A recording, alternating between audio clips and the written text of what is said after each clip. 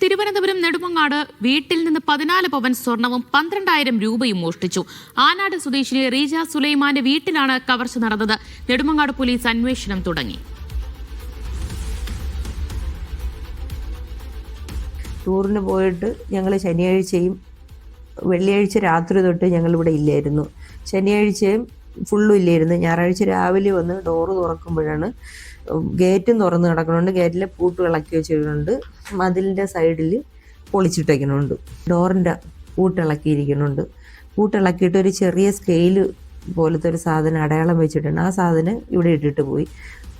എന്നിട്ട് ബെഡ്റൂമിൽ ചെന്നിട്ട് അലമാരയുടെ സൈഡിൽ തുണികൾ അത്രയും വലിച്ചു വരിയിട്ടിട്ട് ചെറിയൊരു ലോക്കർ ഉണ്ടായിരുന്നു. സിജോ വി ജോൺ വിവരങ്ങൾ നൽകും. സിജോ, വീട്ടിൽ ആരുമില്ലാതിരുന്ന സമയത്തായിരുന്നല്ലേ മോഷണം? അതെ, വീട്ടിൽ ആരും ഉണ്ടായിരുന്നില്ല. ഈ പാലോട് വെറ്റിനറി ബയോളജിക്കൽ ഇൻസ്റ്റിറ്റ്യൂട്ടിലെ ജീവനക്കാരിയാണ് റീജ. റീജയും മകനുമാണ് അവിടെ ആനാടുള്ള വീട്ടിൽ താമസിച്ചുകൊണ്ടിരുന്നത്.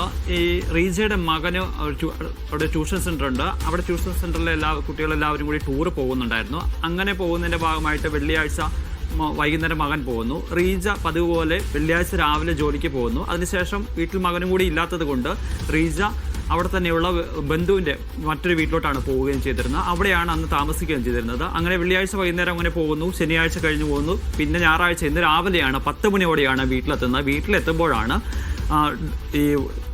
ഇത് ഗേറ്റ് പൊളിച്ച നിലയിൽ, പൂട്ട് പൊളിച്ച നിലയിൽ ആദ്യം കണ്ടെത്തുന്നത്. അതിനുശേഷം സംശയം തോന്നി അകത്തോട്ട് കയറുന്നു. അകത്തോട്ട് ചെന്നപ്പോഴാണ് ഫ്രണ്ട് ഡോറ് കുത്തി പൊളിച്ചിരിക്കുകയാണ്.